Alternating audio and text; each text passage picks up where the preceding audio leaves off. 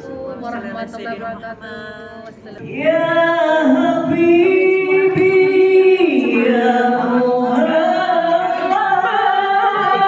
Bismillahirrahmanirrahim.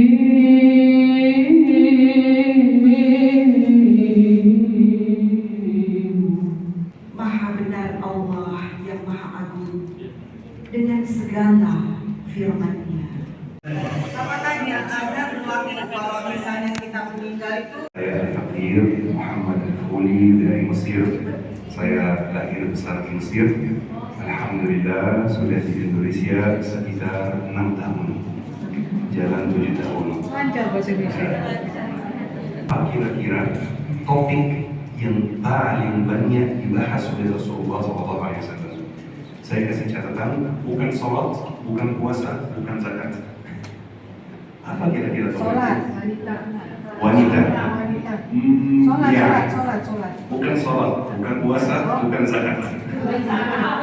Akhlak. Betul. Ini sebenarnya berkaitan dengan akhlak. Ada yang tahu tempatnya apa? Udah mirip, udah dekat jawabannya. Udah. Dekat. Apa kita ini bicara pada apa? Ada etika. Betul. Ini topik yang paling banyak dibahas dalam hadis Rasulullah Sallallahu Alaihi Wasallam. Lisan dan hal-hal yang berkaitan dengan akhlak secara umum. Ya. Tapi belum ada pemenangnya ya. Kalau gitu saya kasih satu pertanyaan lagi, biar ada pemenangnya. Tapi mungkin jauh dari topik hari ini. Ya. Tahu kan? Hadiah di umrah. Amin dan insya Allah. Saya ada hadiah insya Allah. Tapi pertanyaannya jauh dari topik sedikit ya. Tahu bukan sahabat Rasulullah SAW? Ada nggak yang bisa sebutkan 10 nama sahabat Rasulullah SAW? Ada yang bisa sebutkan sholat yang paling banyak dibahas, bukan puasa yang paling banyak dibahas, bukan zakat yang paling banyak dibahas. Yang paling banyak dibahas itu apa? Lisan dan secara umum akhlak, secara khusus lisan Bapak Ibu. Bahkan Rasulullah SAW bersabda, وَهَلْ يُكَبُّ النَّاسُ فِي النَّارِ عَلَى وُجُوهِهِمْ إِلَّا حَصَائِرُ أَلْسِنَتِهِمْ. Bukankah manusia dilemparkan ke dalam neraka dengan wajah tersungkur karena hasil panen dari lidah mereka, kata Rasulullah Sallallahu Alaihi Wasallam. Lisan itu maksudnya apa? Maksudnya apa dibahas? Lisan kita yang suci, lisan kita yang bersih, lisan kita yang tidak menyakiti orang lain, lisan kita yang tidak gibahin orang lain. Gibah ibu-ibu. Ini penyakit tahun 2024 ini, khususnya di sosmed ibu, ya. Karena sekarang dulu orangnya bisa gibah dengan lidah saja, betul kan? Sekarang kita bisa gibah dengan jempol juga, betul kan? Kita komentar, ngomongin orang yang mungkin dia tidak bersalah, ngomongin orang yang bukan urusan kita ngomong dia, bukan urusan kita membicarakan dia. Itu adalah yang dimaksud dengan lisan. Wanita itu meninggal dunia. Semua orang kaget tetapi senang. Senang kenapa? Karena wanita ini destinasinya baik, tidak perlu khawatir. Bahkan para sahabat mengatakan seperti ini, hiya fi jannah, wanita ini pasti di dalam surga. Kebetulan Rasulullah SAW mendengar ucapan para sahabat ini. Ada 2 malaikat di sini, Bapak Ibu. Satu malaikat di sini, satu malaikat di sini, mencatat segala hal yang kita lakukan dan segala hal yang kita ucapkan. Jika yang dilakukan kebaikan dicatat. Allah Subhanahu wa taala tidak menzalimi siapapun. Jika yang dilakukan keburukan dicatat juga ibu-ibu. Saya ingin ibu-ibu kita mikir 30 detik saja, ya. Kita berhenti 30 detik saja dan jawab pertanyaan ini di hati. Jika ibu-ibu berada di posisi wanita tersebut yang dihisab tadi, ya, berapa orang yang akan ngantri mengadu kepada Allah Subhanahu wa taala dan siapa saja? Oke, 2 pertanyaannya. Berapa orang yang akan ngantri mengadu kepada Allah Subhanahu wa taala dan siapa saja. Suami termasuk ke orang yang ngantri ngadu ya? Termasuk. Nah, pertama ya, Masya Allah. Itu ibu-ibu, kita udah punya informasi tentang orang-orang yang kita sering gibahin. Karena yang muncul di benak kita tadi itu orang-orang yang sering kita gibahin secara sengaja maupun tidak sengaja, secara ada maksud keburukan ataupun tidak ada maksud untuk melakukan keburukan. Saya ada pesan buat ibu-ibu, orang tersebut yang antum udah jawab di hati tadi itu, habis kajian hari ini segera minta maaf. Berani nggak kira-kira ibu-ibu? Berani nggak kira-kira? Kalau sama suami mah berani. Oh, Iya, kalau sama suami berani. Berani minta maaf kita. kenapa nggak berani ibu? Saya mah berani, Pak. Berani ya? Berani ya? Orang itu, ibu-ibu, kita segera minta maaf kepada mereka. Kenapa? Karena ibu-ibu ada dua jenis dosa. Kadang-kadang kalau kita bahas pahala dan dosa itu, kita bahas secara umum sekali. Tapi pahala itu banyak jenisnya. Dosa pun banyak jenisnya. Dosa ada dua jenis utama dosa. Dosa terhadap Allah Subhanahu wa taala, dosa terhadap hamba Allah Subhanahu wa taala. Dosa terhadap Allah itu seperti apa? Misalnya ibu-ibu lama tidak membaca Al-Quran, itu dosa. Ibu-ibu jauh sekali dari Al-Quran. Ibu-ibu misalnya udah dengar azan tapi tidak langsung sholat, ya itu dosa. Kalau sehari sebelum meninggal dunia di jalan Allah dia menyakiti saudaranya, dia tidak akan masuk surga kecuali saudaranya ambil dulu dari pahalanya. Jadi harus minta maaf, harus minta maaf dulu. Jadi memang rasanya berat minta maaf di dunia, tapi jauh lebih berat di akhirat. Jauh lebih berat di akhirat. Apalagi kalau orang yang kita sakiti itu sudah meninggal dunia. Nah, itu bahaya sekali kalau sudah meninggal dunia. Makanya jangan sampai orang yang kita pernah kita meninggal dunia tanpa kita minta maaf. Ya, minta maaf dulu. Tapi minta maaf itu tidak harus yang spesifik ya. Hari ini yang kita bahas tadi ibu-ibu adalah akhlak Rasulullah SAW. Lisan, bagaimana kita bisa meniru akhlak Rasulullah SAW. Akhlak Rasulullah itu mulai dari lisan. Langkah pertama untuk memperbaiki akhlak kita adalah lisan. Ibu-ibu, tidak ada masalah kita jadi orang yang akhlaknya kurang baik. Tapi masalahnya jika kita tidak berusaha untuk memperbaiki akhlak kita. Jika kita tahu bahwa diri kita sering ghibah, itu tidak ada masalah.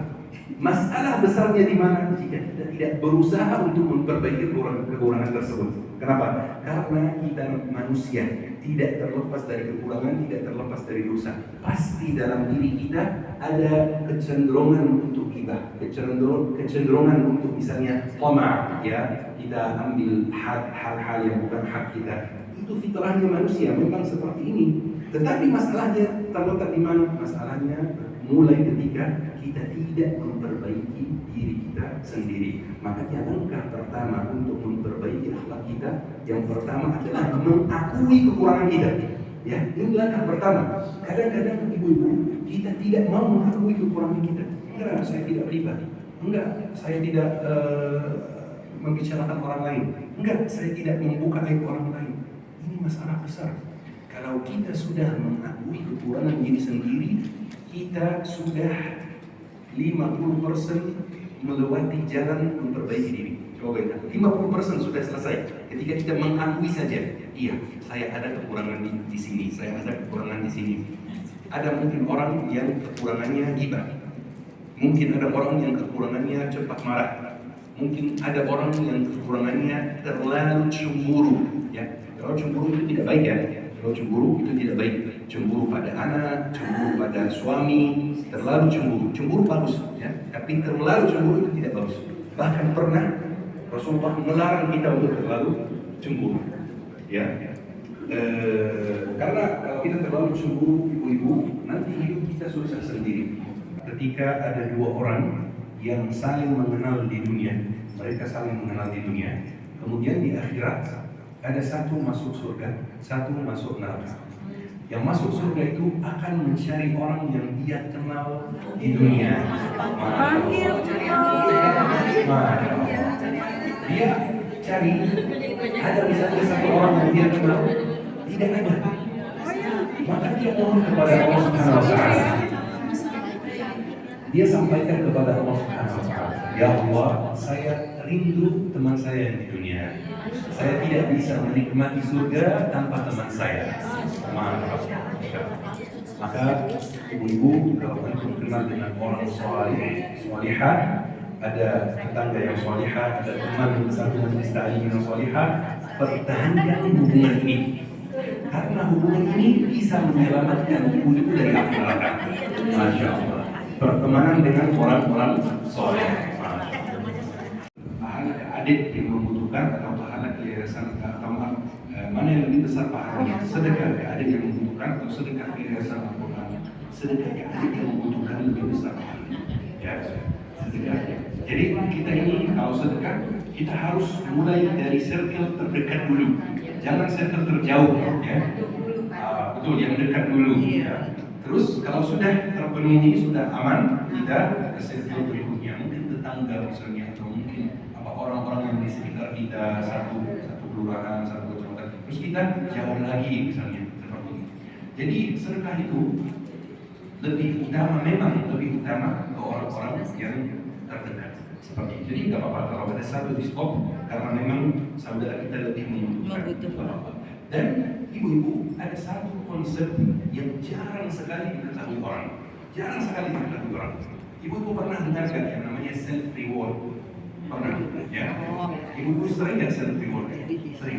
Self reward itu adalah apa ya? Memberi reward, memberi hadiah gitu kepada diri sendiri. Rasulullah SAW sudah menjelaskan konsep self reward itu 1500 tahun yang lalu. Kata Rasulullah SAW ketika ditanya oleh seorang sahabat juga, saya lebih utama sedekah kemana?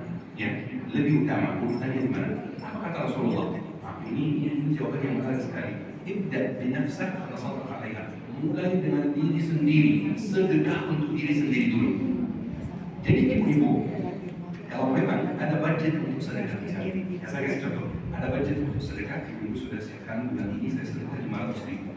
Ibu udah 10 hari misalnya pada 1 minggu kerja keras, kurang tidur, terus ibu jangan sedikit, kalau ibu mau makan yang enak dan ibu sedekah. Ini di sisi Allah Subhanahu wa Ta'ala tetap terhitung sedekah. Dari suami. Iya. Boleh sendiri, boleh ke suami. Karena bisa sedekah dari diri sendiri, bisa sedekah ke suami juga. Seperti ini, bisa sampai suami. Itu kalau suami yang bayar, itu lebih utama suami yang bayar ya.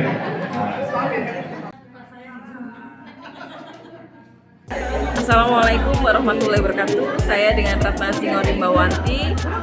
Alasan saya datang ke kajian Ummu Sakinah yaitu yang pertama adalah saya ingin mencas keimanan saya yang mana kondisinya namanya iman selalu naik turun, dan manfaat saya hadir di Ummu Sakinah itu banyak sekali dan membuat saya satu mendapatkan teman-teman baru dan banyak ilmu yang saya dapatkan, dan vibes atau suasana yang terjadi di sini itu selalu berubah-ubah. Jadi yang awalnya saya datang kondisi muram, setelah hadir saya jadi bisa tersenyum kembali.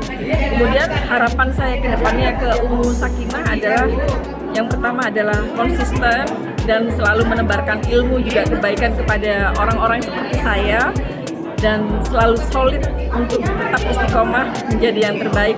Alhamdulillah hari ini saya bisa mengikuti kajian di Ummu Sakinah di Masjid Darul Tauhid Raja Wali.